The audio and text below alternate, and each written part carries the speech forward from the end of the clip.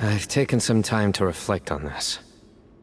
If I had to guess, Professor Cyrus came to the desert knowing that he would almost certainly never return. He's a stubborn man who tends to double down when he feels strongly about something. We won't get anywhere trying to convince him to escape. I agree. My master Nephis says the same thing. Once Cyrus makes up his mind about something, he won't listen to reason. So that's one thing. A few other things come to mind too. You've heard all you need to hear about the Temple of Silence, so on that, I don't have anything to add.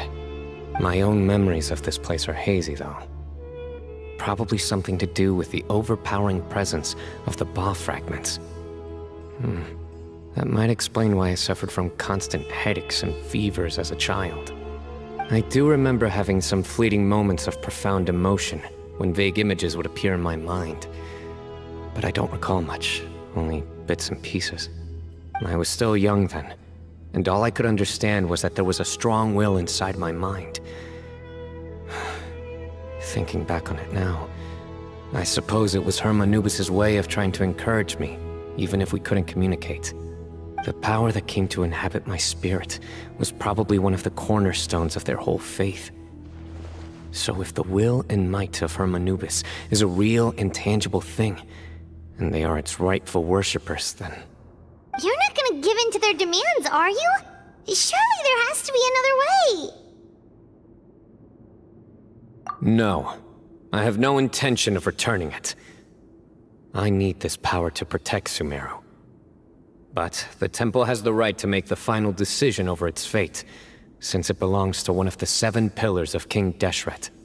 So I will challenge them head-on, and win the right to wield this power for myself, fair and square.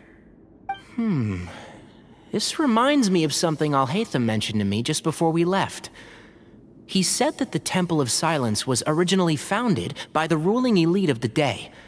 Traditionally, such organizations are bound by a strict and ancient code of nobility. Kaveh has made similar observations about the desert tribes from his work trips there. He says many of them have their own internal rules. They talk about the importance of never dishonoring their tribal bonds, or the rules laid down by their ancestors. I think we could turn that to our advantage. Go back to them with a proposal of our own. Wow, and just like that, we've turned the tables on them! Looks like we have the same idea. Turn it back on them now while we still can, in terms that they cannot refuse. That's how we win this. Great. And I know just how to start the conversation. Let's go find Sethos. We'll tell him that I know a thing or two about medicine and would like to take a look at his grandfather's condition. Sethos, let's talk. Have you made up your mind? We'll get to that, but first, I have some degree of medical training, so I was wondering if you might let me take a look at your grandfather? I have no objections, although we do have our own doctors here. I doubt you'll be able to tell us anything we don't already know. Only one way to find out. Follow me. Keep your voices down. We don't want to disturb him.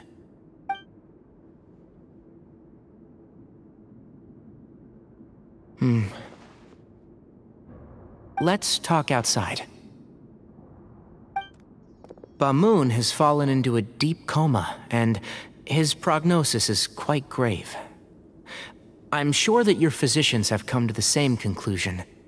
He appears to have sustained a serious injury in his youth, which has been exacerbated over the years by the heavy burden of work and now by the effects of old age. Regretfully, I must inform you that, based on what I've seen with patients in a similar condition, he doesn't have long left. A few days at most. Yeah. I've known for a long time. You're his heir, aren't you? You clearly have a lot of respect for the man. But you also see things differently. You have a broader range of concerns and a more pragmatic approach. So tell me how we can end this on your terms.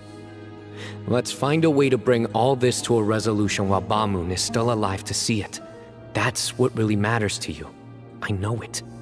Yeah, there's no time to waste here. You know that better than anyone. You know, the two of you are actually in a very similar predicament right now. Both of you have a very different perspective from the men who raised you. Right. And you didn't create this situation. They did, but somehow you've ended up having to make the tough decisions. You're right. We both look at this problem very differently than the people we inherited it from. I accept, Cyno. This all began because of Hermanubis. So let's end it with the rite he himself created. Legend has it that when Hermanubis first arrived in Tuletula, he sparred with the city's residents. He and his two companions proved their mettle by fighting over several days, winning the support of many fine people. That group of supporters were some of the first members of the Temple of Silence, and the sparring matches were enshrined as one of our founding rites, the rite of duels. It's where it all began. Sounds very fitting. I'm in. As a fellow vessel of Hermanubis, your ties to the Temple of Silence run deep. So I will permit you to participate in this rite, along with your chosen companions. 3 against 3. Sounds good. However, I have some additional terms. As the challengers, you must win all 3 of your fights to win. And Cyno, both of us must put our Ba fragment on the line. The winner takes them both. Letting Cyrus leave with one of the Ba fragments was a mistake, made by my grandfather out of pity. It is a long-standing issue that must be addressed for the Temple of Silence to move forward. I can make no concessions on that front. None needed. We're on the same page. If I win, the Temple of Silence must release Cyrus, and consider this past dispute resolved. If you win, I'll return my power to you. It's a deal. Then let's meet at the ceremonial hall tomorrow evening, 8 o'clock.